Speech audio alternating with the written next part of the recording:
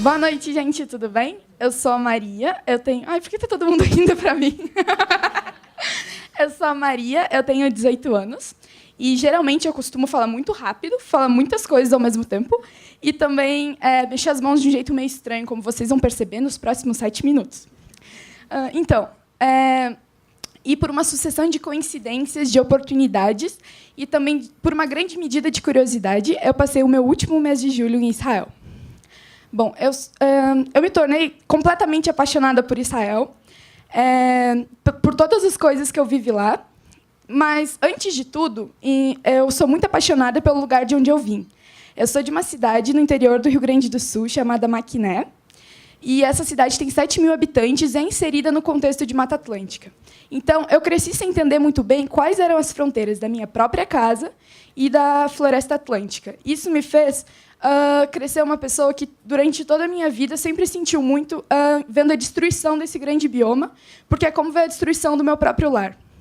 Então, quando eu entrei no ensino médio e tive a oportunidade de desenvolver projetos de pesquisa, foi como a minha grande chance para lutar pela preservação desse lugar que eu amo tanto.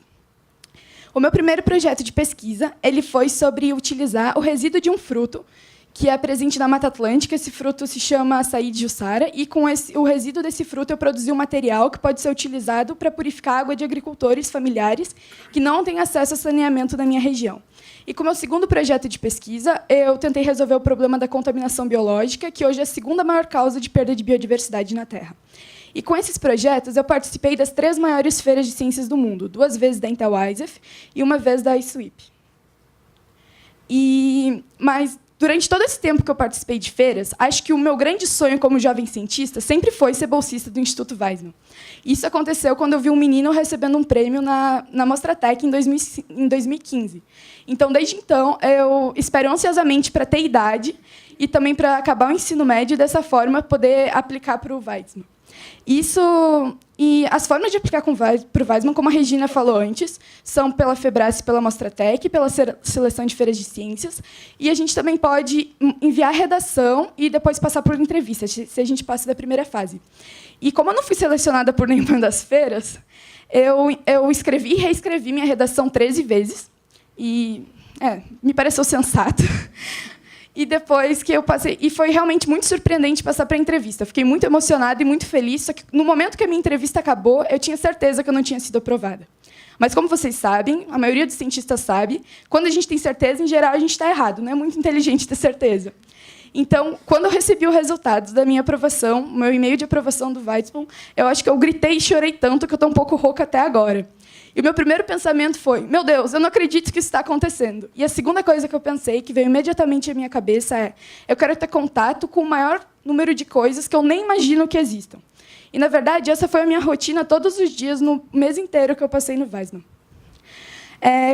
Durante o meu ensino médio, quando eu desenvolvi os meus projetos de pesquisa, eu sempre fazia assim: eu observava o problema, como a destruição da Mata Atlântica no decorrer dos anos. Depois, eu pensava nas causas e também nas possíveis soluções. E o que aconteceu no Weizmann, o meu grande desafio foi enxergar o problema que eu estava tentando resolver. O meu projeto de pesquisa era sobre uma proteína chamada NF-κB, e o objetivo dele era gerar a dimerização dessa proteína. Vocês entenderam muito bem o que eu falei? Porque, durante a maior parte do meu trabalho de laboratório, eu também não entendia.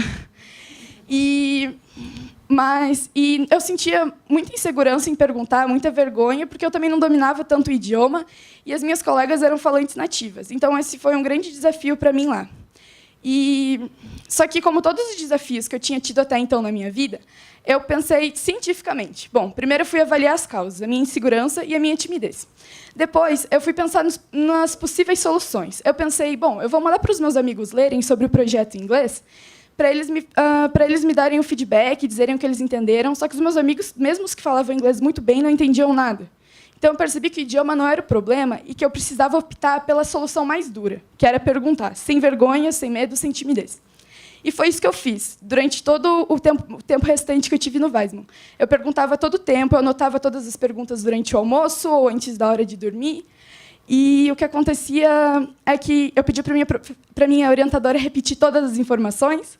E, com o tempo, uma das minhas colegas de laboratório, que era australiana, ela me perguntou: olha só, tu vai querer que eu desenhe? E eu pedi que ela desenhasse, eu aceitei. E foi assim que eu entendi o que eu estava fazendo no meu projeto de pesquisa no Weizmann. Ela sentou comigo, passou meia hora desenhando, e depois desse período de desenho, a gente ria e chorava e se entendia, porque eu nunca tinha sentido tão intensamente o prazer de descobrir. E agora, né, depois de ter entendido melhor, eu posso explicar melhor para vocês também o que eu fiz, e também com a ajuda da professora Regina, que me ajudou antes.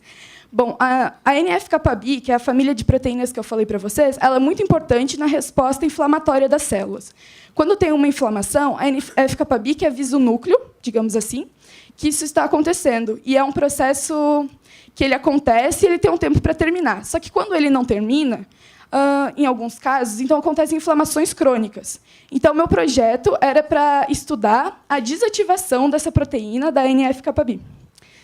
E, curiosamente, o meu experimento, mesmo com as minhas colegas entendendo o que a gente estava fazendo, o meu foi o único que deu certo. E depois desse período de muito aprendizado no Weizmann, que nem se eu ficasse horas para vocês listando como isso foi importante, a minha principal lição foi que não saber alguma coisa é o primeiro passo para querer descobrir. Muito obrigada.